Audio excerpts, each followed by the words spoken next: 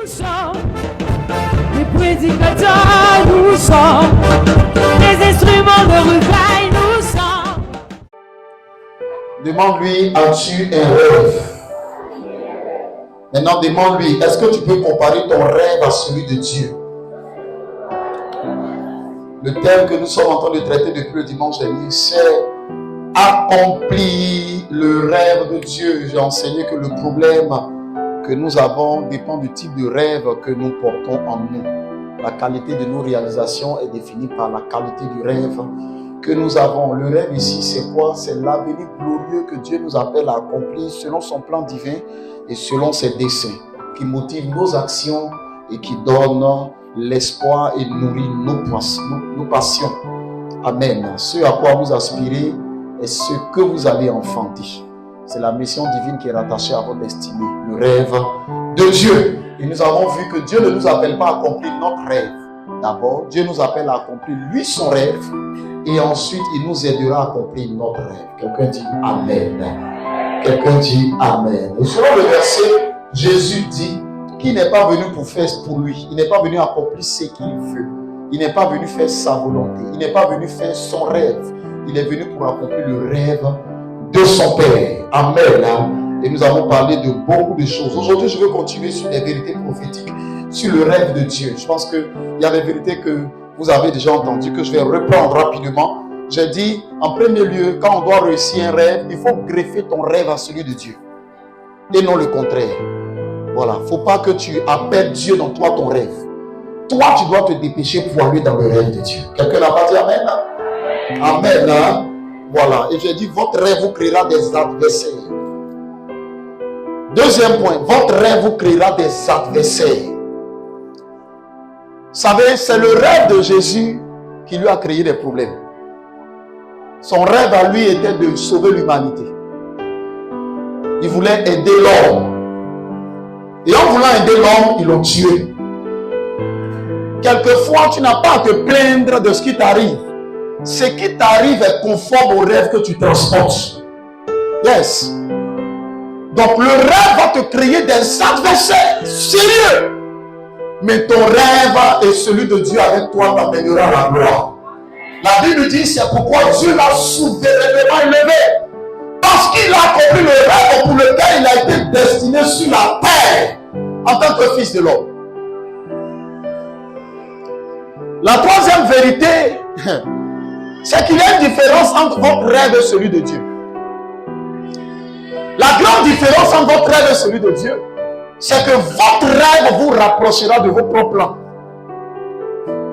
Quand vous êtes trop perturbé par votre rêve, quand vous êtes un peu embrouillé parce que vous voulez accomplir pour l'avenir, vous serez dirigé par vos propres plans. C'est ce qui va vous attirer.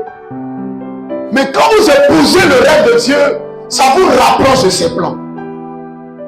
Alléluia. Ça vous rapproche de ses plans. Ça vous rapproche de ses plans. Ça vous rapproche du schéma de Dieu.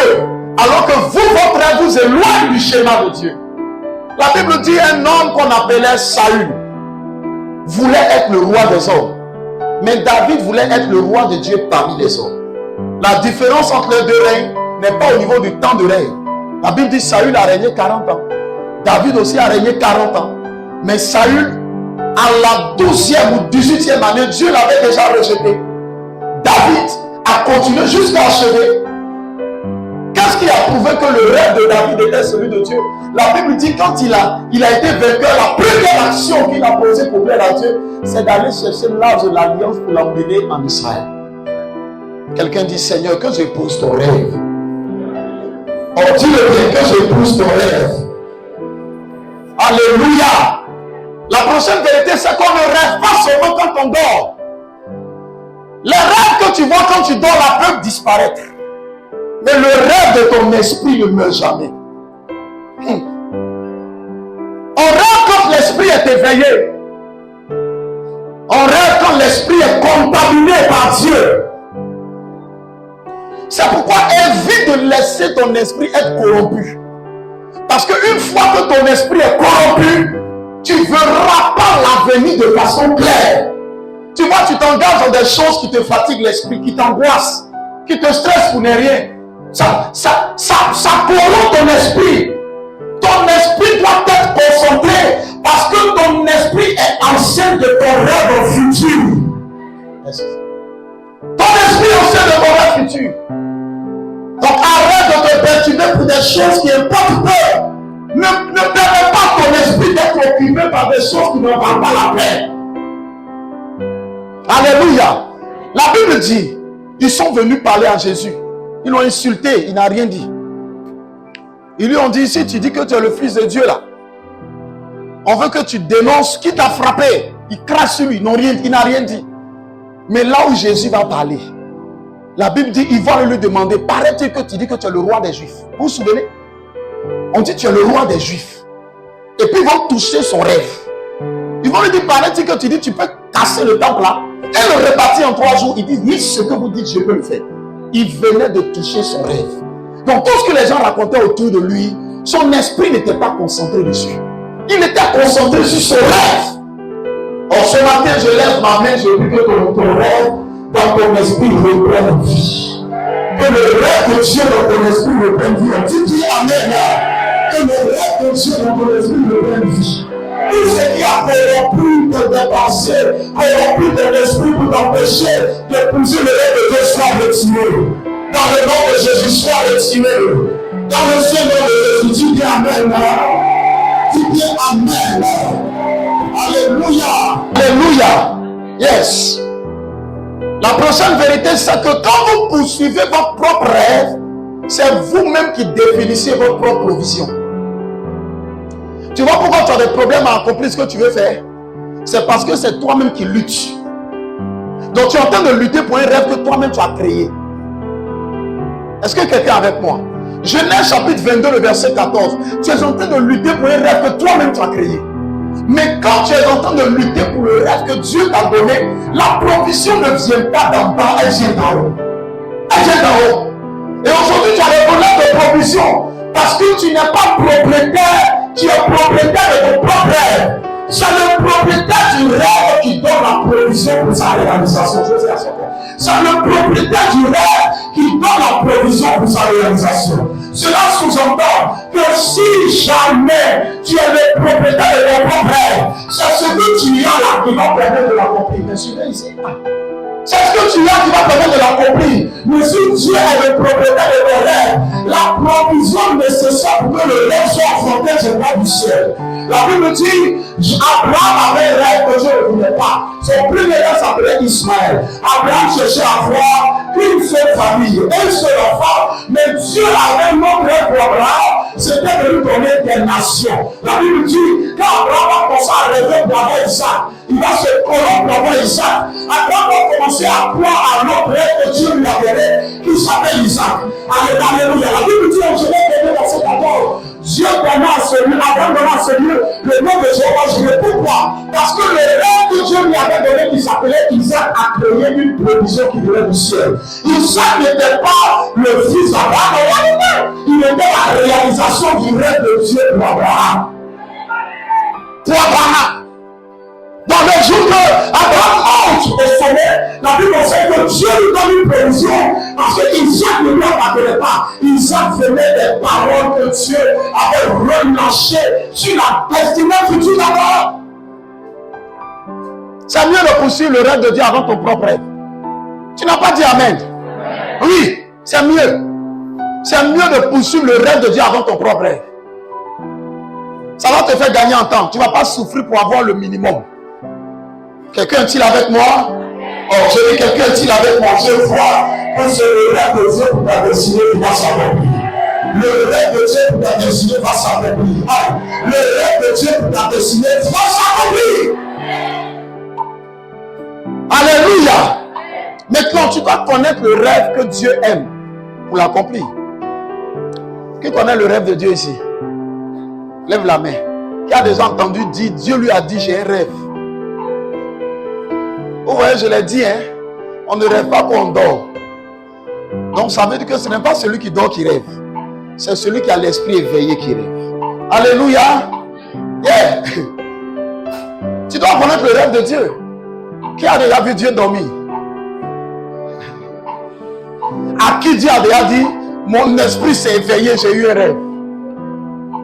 Je vais t'expliquer quand Dieu est en train de penser à l'avenir qu'il a lui-même planifié. Je vais te donner les rêves de Dieu. Tu es avec moi? Oh, il faut retenir. Si tu t'engages pour les rêves de Dieu, Dieu va s'engager pour tes rêves. Écris ça. Tu t'engages pour les rêves de Dieu, Dieu va s'engager pour tes rêves. Simplement. Le problème des chrétiens, c'est que tout le monde est emballé par son rêve personnel. Mais personne ne pense à ce que Dieu veut accomplir pour l'humanité. C'est ce qui fait que les chrétiens tournent en bourrique. Parce que tu as mis le rêve de Dieu à part. Et puis toi-même, ton propre rêve là, tu l'as chargé comme maïs. Alléluia. Luc chapitre 15, le verset 7. Le premier rêve de Dieu, c'est les âmes. Quelqu'un dit les âmes. Dis encore les âmes. Le ciel est en ébullition quand une âme est gagnée. Le ciel. Quand tu lis Luc chapitre 15, verset 7, la Bible dit, il y a une joie au ciel pour un seul pécheur qui se convertit. Donc le ciel n'est pas heureux quand tu te maries. Le mariage, c'est pour ton bonheur. On va dire amen. Oh, Yapo. Je t'annonce ça. Ton mariage, c'est pas partie du rêve de Dieu. Ça fait partie des bénédictions que Dieu a déjà planifiées. Sinon, Dieu ne rêve pas ça. Pardon n'a pas dit amen. Est-ce que Dieu a dit? Il n'a pas dit. Le ciel n'est pas content quand tu as eu un enfant. Hein? C'est nous, on est content. On est heureux. Dieu est heureux. Mais le ciel ne se réjouit pas. Dans toutes les saintes écritures, le jour où ils ont dit le ciel est en fête, c'est quand une seule personne est gagnée. La Bible dit, le ciel est content pour un seul qui se répand que pour 99 autres qui n'ont pas besoin de repentance. Ça veut dire que si parmi nous tout à l'heure, une prostituée rentre et se donne à Jésus, toi le ciel n'acclame pas, le ciel acclamera la prostituée repentie. Le rêve de Dieu, c'est de voir les âmes gagner en masse. Donc, quand quelqu'un aime Dieu et qu'il veut lui faire plaisir, toutes les fois on parle de programme pour intégrer des âmes dans la maison de Dieu. Toutes les fois que tu investis, tu es en train de dire à Dieu, je pousse tes rêves. Yes. C'est pourquoi ceux qui se battent pour les âmes ne finissent jamais pauvres dans leur vie. Je te dis la vérité, ils finissent jamais pauvres. Ils finissent jamais démunis. Dieu investit la personne qui épouse son rêve. Toi, dis-moi, ce rêve-là, est-ce que tu l'as déjà épousé une fois? Est-ce que tu as déjà épousé ce rêve-là une fois? Est-ce qu'un jour tu t'es déjà inquiété de savoir comment on fait pour gagner des âmes? Tu as oublié où tu es quitté. Si toi-même, Jésus n'avait pas mis un plan sur place pour t'aider, vous voyez, les âmes sont tellement importantes chez Dieu que Dieu fait un grand investissement pour les âmes. Je vous parle par exemple d'un premier investissement que Dieu fait.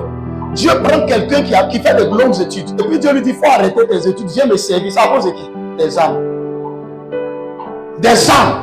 Dieu déstabilise l'avenir sur terre d'une personne. Et puis Dieu lui dit, je te donne d'être pasteur parce que tu dois sauver tes âmes. Donc tu t'imagines que si Dieu sacrifie la vie de quelqu'un pour une âme, ça veut dire que ça fait partie de ses premiers rêves. De ses premiers rêves. Quand je vois des chrétiens en train de parler de Woubi, j'ai honte. Si vous faisiez votre rôle, annoncer l'évangile aux gens, les gens n'allaient pas donner leur fesse à leurs camarades garçons. Yes. Le phénomène en Côte d'Ivoire traduit la démission de l'église concernant le rêve de Dieu. Que sont les âmes? Que sont les âmes?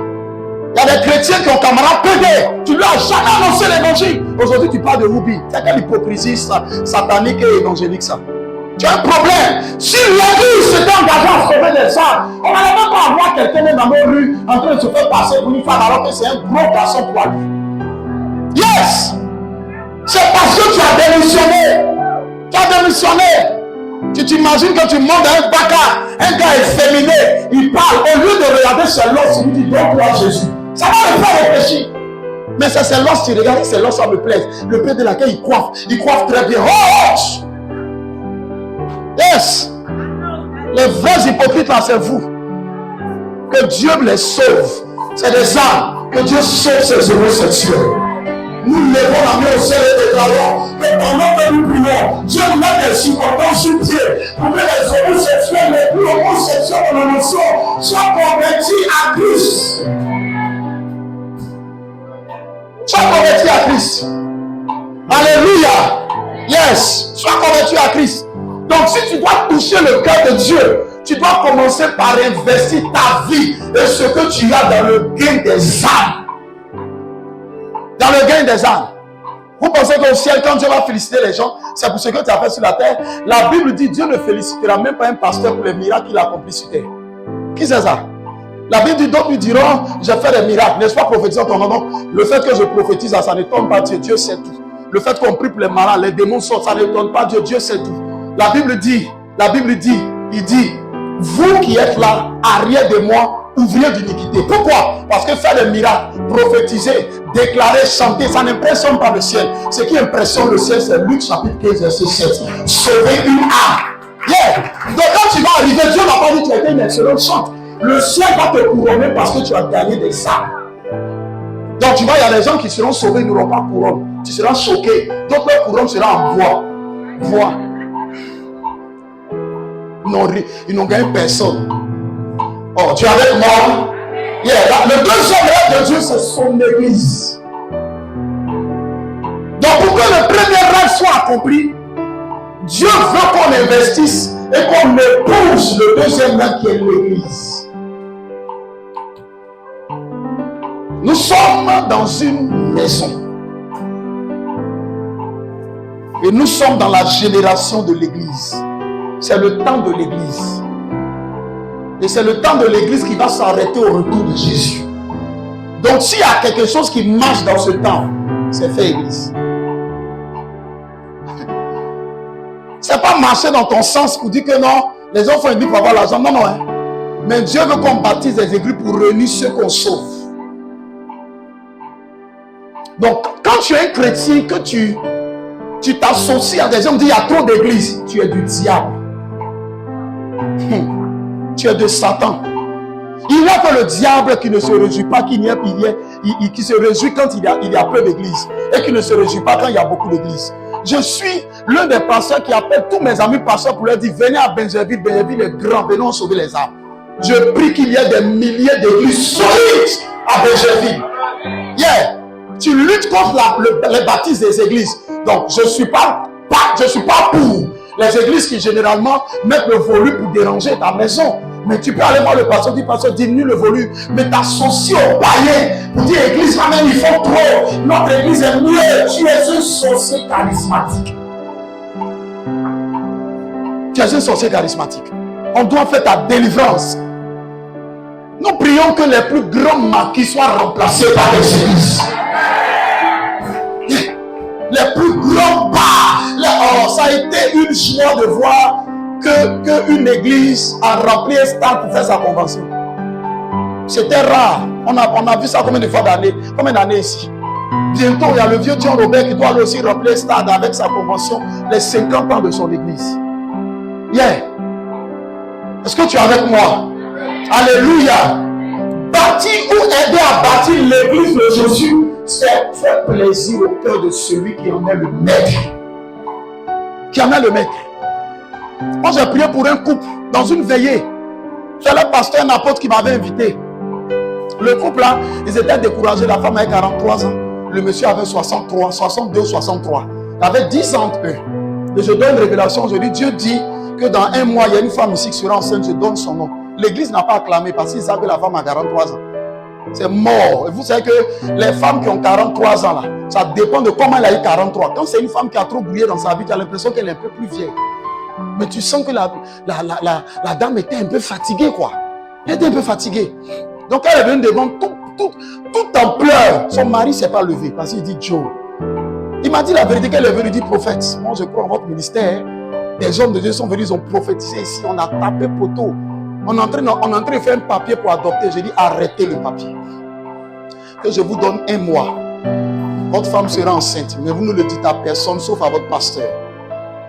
Et le 8e mois, envoyez-la. Elle ne peut plus pousser, elle a mal. Enlevez l'enfant. Un mois après, le monsieur, sa femme tombe enceinte. Mais laissez-moi vous dire, elle pleurait et puis Dieu m'ouvre les yeux. Je lui dis, voici la seule raison pour laquelle Dieu dit, il a décidé de te bénir. Je te vois en train d'investir dans bâtir une église. Elle dit, ça fait un mois, elle allait voir son pasteur au bureau, elle a pris son salaire. L'église n'avait pas de porte ni de fenêtre. Elle dit, j'ai pris mon salaire. Plus de 475 000. J'ai mis chez le pasteur, j'ai dit, avant dimanche, papa, il faut faire les portes et les fenêtres. Ce que ça peut faire, il faut faire.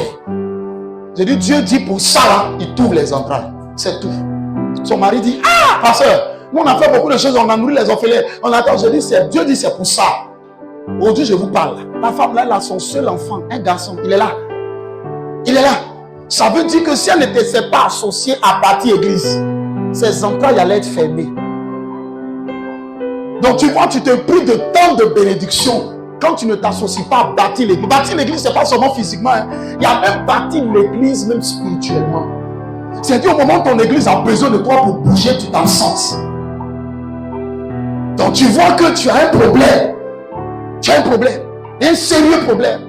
Vous voyez, il y a des gens qui n'aiment pas porter la croix d'une église. Ils aiment venir quand l'église est dans sa gloire. Ils ne sont pas prêts lorsqu'une église traverse un moment difficile. Mais ils sont prêts quand l'église commence à alléluia, Dieu nous a bénis. Ne fais pas partie de ce genre de personnes. Oh, ton amen me dérange. Genèse 45, verset 7 à 8. Dieu te dit, tu ignores que c'est à cause de son église que Dieu te donne du succès. Je n'entends pas amen. C'est à cause de l'église que Dieu envoie des chrétiens être députés. Et tu ne le sais pas. Ça fait que pour un petit succès que tu as, tu oublies l'église. C'est à cause de l'église que Dieu est en train de te bénir. Oui. Sinon, si le plan de l'église n'est pas dans le plan d'élévation de Dieu pour toi, Dieu ne va pas te bénir. Yes. Alléluia. J'ai vu un pasteur qui a fait une demande au ministère. Pourquoi on lui donne une terre?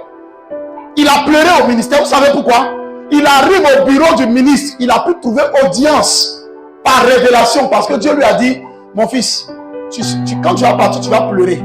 Mais je vais te donner un mot de... Tu vas les avoir. Quand tu vas partir, il y a un monsieur qui est assis devant, c'est le secrétaire du ministre. Dans lui, tes révélations, quand tu vas partir, quand il a fini tout ça, avant d'arriver sur le ministre, on dit, il y a une dernière personne qu'il doit rencontrer. Il a prié, Dieu ne lui a pas parlé. Dieu lui a dit, va, tu vas voir c'est qui. Il arrive là-bas, c'est un de ses pasteurs. Il fait ça. Aïe. Tu fais quoi ici? Il dit, mais papa, tu ne sais pas que je travaille au ministère de la Constitution. Que je suis DAF ici. Hey! Pourquoi Dieu l'a envoyé DAF là-bas? Pour l'église. Mais il a oublié. Et beaucoup font ça ici. Ce que Dieu t'a donné, c'est pour son église. Même Marie t'a donné, c'est pour l'église. Tu laisses Marie à la maison, tu viens à l'église. Femme, il t'a donné là, c'est pour l'église. Ma femme est trop fatiguée, elle ne peut pas venir au culte. Il faut t'amuser. Ce que Dieu donne, il finit par reprendre. La Bible dit dans ce verset, Dieu m'a envoyé vous pour vous faire subsister dans le pays et pour vous faire vivre par une grande délivrance. Ce n'est donc pas vous qui m'avez envoyé ici, mais c'est Dieu. Il m'a établi père de Pharaon, maître de toute sa maison et gouverneur de tout le pays d'Égypte. Le jour que Joseph a compris que Dieu l'a fait gouverneur pour sa maison, Dieu l'a encore élevé. Tout ce que Dieu te donne là, tu es précieux. Les grosses têtes, Dieu t'envoie pour tresser là, c'est pour son église. Sinon, même je connais des femmes chrétiennes qui ne savent pas préparer, elles ne font rien. Mais Dieu t'envoie cliente. Mais c'est pour qui? C'est pour son église. Elle ne peut pas dire amen, celles qui ne savent pas préparer. Mais si elles disent amen, il y a drap. C'est pour son église. Yes. C'est pour son église. Est-ce que tu es avec moi? C'est pour son église. Dieu te donne un concours pour que tu sois professeur. C'est pour que même dans ton professeur, tu prêches l'évangile. C'est pour son église. Tu penses que c'est pour bâtir des plantations? C'est pour son église. Regardez comment l'église souffre. On a des fils spirituels qui sont dans des hauts rangs. Yes. Des fils spirituels, des enfants pour qui on prie, qui sont dans les hautes sphères. Ils peuvent parler pour l'église, ils ne sont pas prêts. Ils ne sont pas prêts. Ils ne sont pas prêts. Ils ne sont pas prêts. Alléluia. Je connais un pasteur. Il prie pour la femme du maire de Yopougon. Et puis les gens du maire de Yopougon sont venus prendre ses baffes pour dire qu'il fait trop de bruit. Il appelle sa fille. Ma fille. Elle dit, papa, reste tranquille, je vais essayer. Elle n'a jamais parlé à son mari de son pasteur. Dieu t'a fait femme de gars là, pourquoi? Attends. Il y a des gens que Dieu a élevés pour son église. La Bible dit, il y a parmi les femmes qui ont investi dans le ministère de Christ là. Il y a parmi elles la femme de... Donnez-moi le nom là. La femme de l'intendant des Rhodes. C'est-à-dire celui qui gère les biens des Rhodes là. Sa femme était fille spirituelle de Jésus.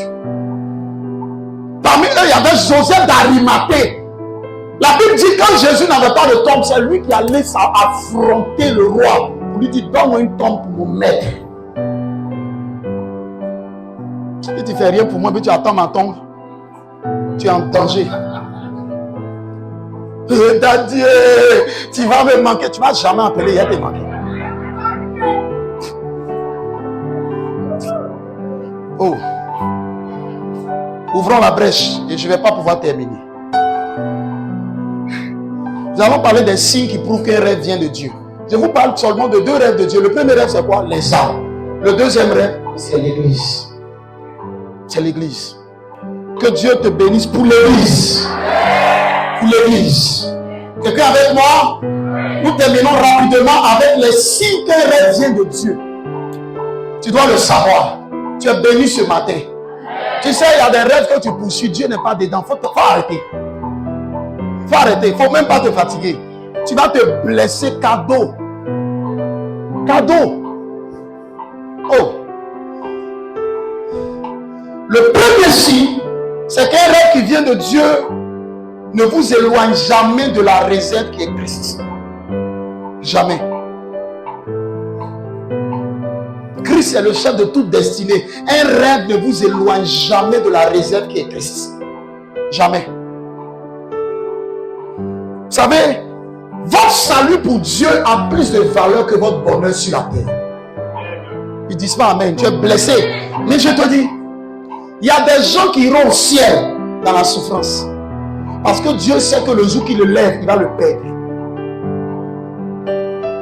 Oui. Dieu sait qu'il y a des gens, s'il les élève aujourd'hui, il va les perdre. Yeah. On vous explique l'anecdote d'un gars qui dit un matin, il dit il n'a pas pied. Dieu n'a qu'à lui donner un pied. Quand Dieu lui a donné pied, le premier jour, il était chez les prostituées. Et puis, ce même pied est venu se repentir. Seigneur, pardon, ça m'a manqué, il fallait que j'aille voir un peu. Le deuxième jour, il allait au bar. Le troisième jour, il allait à la plage. Le quatrième jour, qui était dimanche, il a dormi, il allait au sport. Dieu lui a arraché les 2 pieds. Dieu dit, je te préfère mieux quand tu n'as pas de pieds.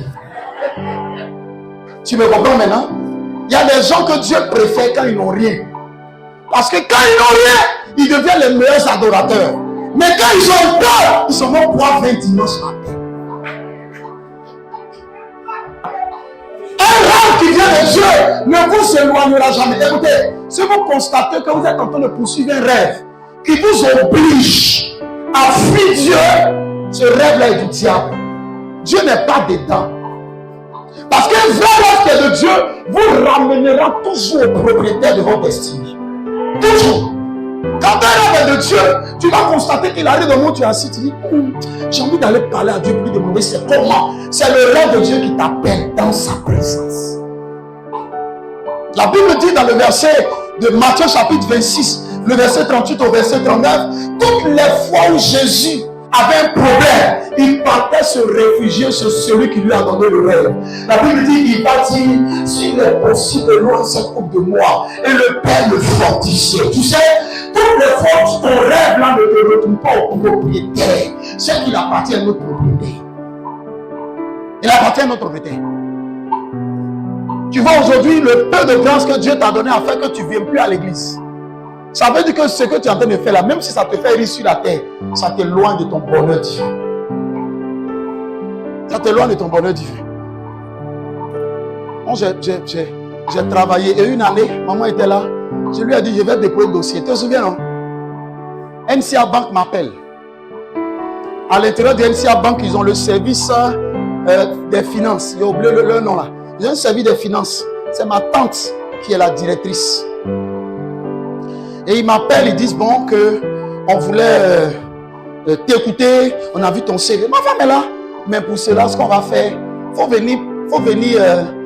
Ils m'ont demandé est-ce que je peux être un bon MC. J'ai dit je suis pasteur, c'est mon travail. Donc on me prend MC à Bassam. Les directeurs étaient là, mais ils ont été fiers. Le bishop, c'est dans quelle année? 2016, 2017, 2018 ou 2019. J'ai dit, mais si ça paie. Et puis je suis comme ça. Monsieur Dard, nous recevons maintenant. Le DG, allez voir ma tante. Il dit, c'est qui celui-là? C'est votre MC. Mais il parle bien. Ah, DG, il a son CV chez nous. Ah bon? Donc ma tante m'appelle pour me dire, le DG a vu mon CV. Il dit, il a failli divorcer de la Syrie.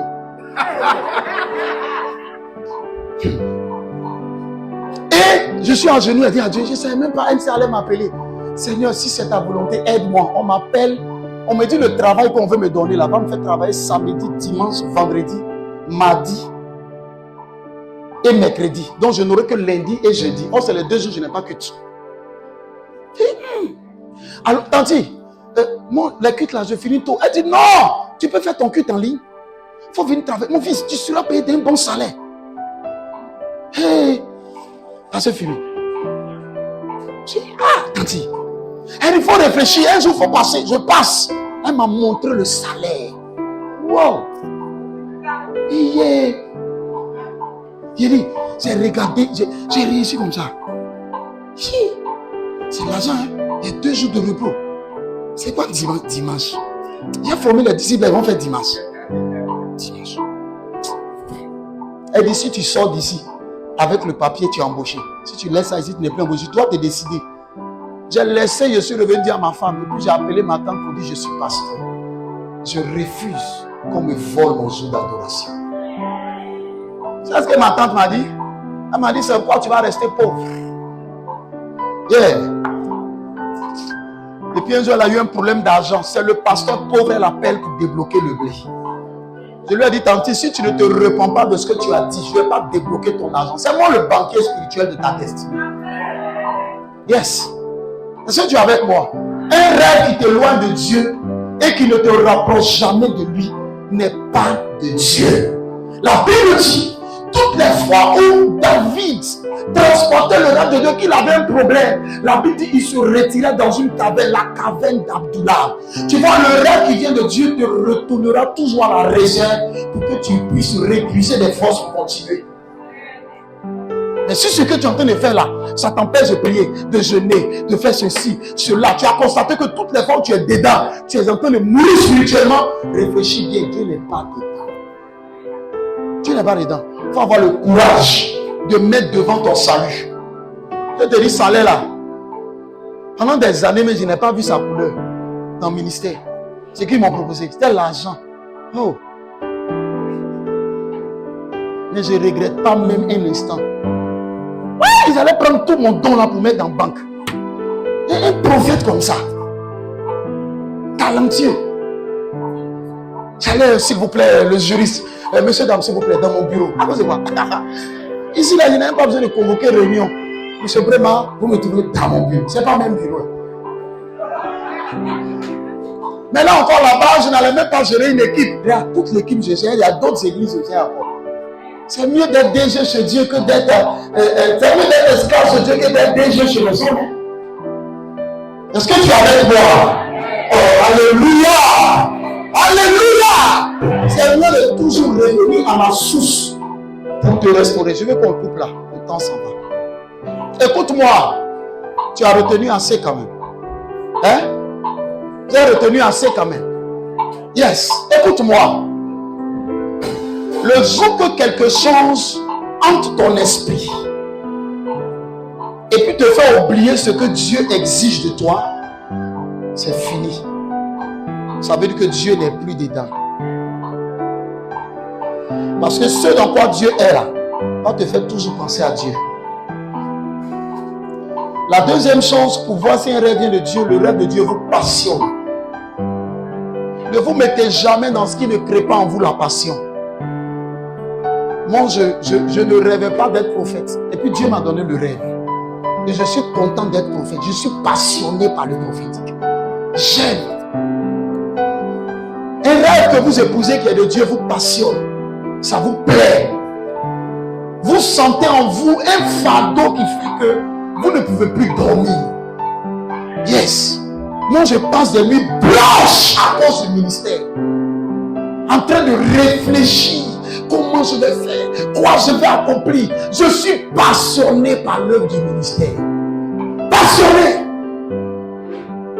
Quand tu perds ta passion, c'est que Dieu a déménagé. Jésus était passionné. Hein? Les gens le frappent. Il dit qu'il va aller mourir quand même.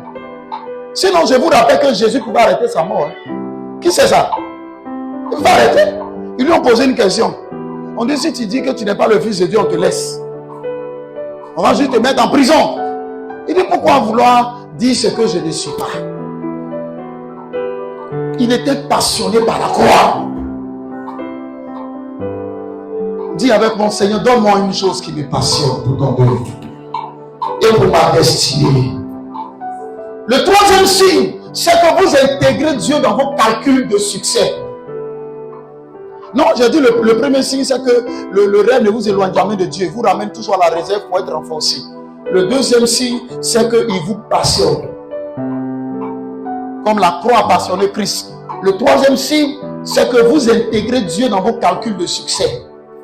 Vous reconnaissez que Dieu est le chef de toutes vos portions. Et vous lui donnez toute la gloire de vos exploits. Donc si tu vois que tu es en train de calculer un rêve, et puis il n'y a pas Dieu dedans, ça va te tuer. Ça va te tuer. Il y a des gens qui font des projets ici sans Dieu. Ils vont faire quoi Dieu? Il y a des projets sans Dieu. Qu'est-ce qu'il y a plu à Élysée?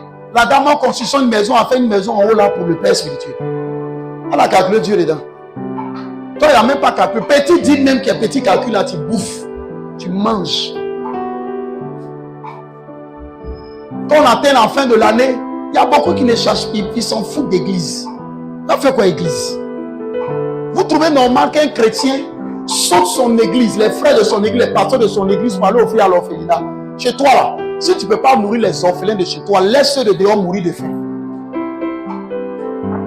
Je répète, c'est comme vous voyez le prophète Hubert, je donne fourniture dehors. Élisée, je donne fourniture dehors. Et puis vous me voyez à la télé, le révérend prophète Hubert a offert 100 tables aux orphelins. Entre nous, vous allez dire quoi? Soyez sérieux. Hein? Vous allez dire, ouais, là dit même Dieu. Ou même là. Et quand tu ne peux pas parler, c'est ton père. Nous même. Mais pas à la télé, il a donné 100 tables. Je vais lui demander pour moi. Parce que tu oublies chez toi d'abord, puis tu vas dehors. C'est ce que nos parents africains ont fait. Quelqu'un papa qui n'a pas fait ça à son enfant.